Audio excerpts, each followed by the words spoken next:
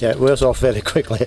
As soon as one game's finished, your focus immediately goes to the next game, and the first thing we do is assess our performance last week, and then we move very quickly on to what we need to do this week.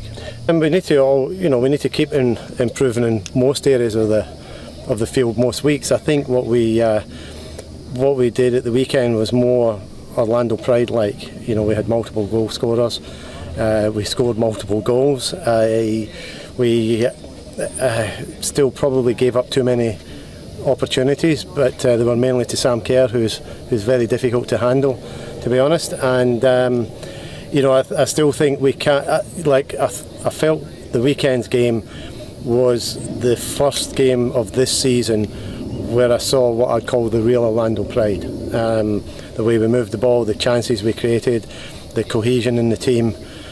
We kind of played our kind of football, and so what we need to do is continue that and do it for longer periods in the game, and I think that's the next step. Greatly, and I think when we had a meeting, and I think all of us felt that we could have done better and played better in that Wednesday game, and it was a terrific response from the players because they really knuckled down in Saturday. And Chicago's a very difficult place to go and win, and particularly to go and win back to back. So it was a fantastic response from the players. Just what we were doing earlier in the season, which is making sure we get back behind the ball quickly, making sure we keep compact. And it's difficult always getting that balance right week to week, because what I was saying here early in the season is that we weren't creating enough chances. So the balance is to keep that tightness at the back, and then at the same time create the chances that we created last weekend. It's always difficult when you lose key players, but I think if you look this year, we've got a really strong squad, and one of the things that we've always said at the start of the year is we've got 18 outfield players who are all starting players in this league. So we're fortunate in the sense that we've got high quality cover. That's what she's about. She's a team person, and that's when you talk about leaders, those are the things that you do. A leader's not about somebody that walks around and puffs their chest out. It's about people who mix with the players, who are integrated in the squad, who are part of the squad, who are there to either give advice or to be there to support, or to even give out the water bottles or whatever. And Kriegs is one of those. It's just fantastic week in and week out. Haley again is a starting goalkeeper in this league. She just happens to be a little bit unfortunate that we've got Ash Harris here.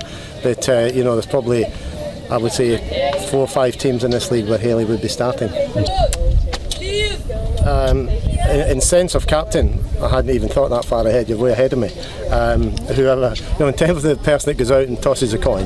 But again, I've said this many times before, that leadership comes from everybody. It doesn't just come from 2 or 3 senior players, because that's not a healthy environment.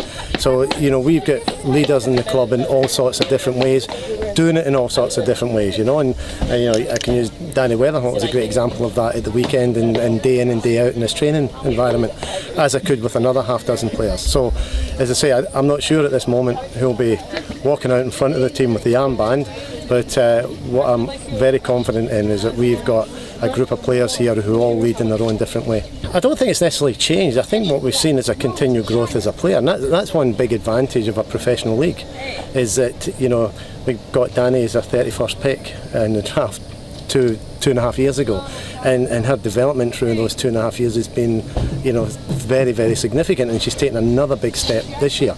I think that's helped because we've got we feel a very high quality squad here, which allows her to do what she does really well, and that is she's up one end of the field and the next minute she's down the other end of the field. She's breaking up attacks, she's starting attacks, she's finishing off attacks, and the kind of quality of players that we've got this year allows her more freedom to do that, and in a sense then that's helped her grow even further than she has done before. So and she's in amongst that, her decision making is improvement, her involvement in the game's improvement, the tempo that she's playing at is improved, and she's just becoming a terrific all-round player.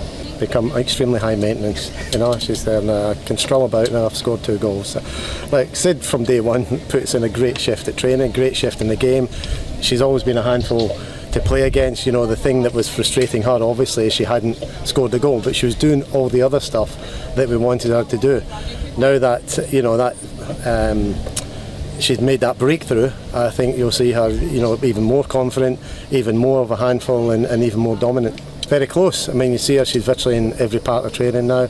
We just kept her out of the game at the end, but she's, if she had a cup final tomorrow and you needed her to play, she could go on the field and play. But that's not going to happen. We're still cautious with her. We still want to make sure she goes through the complete process. But I would say a couple of weeks.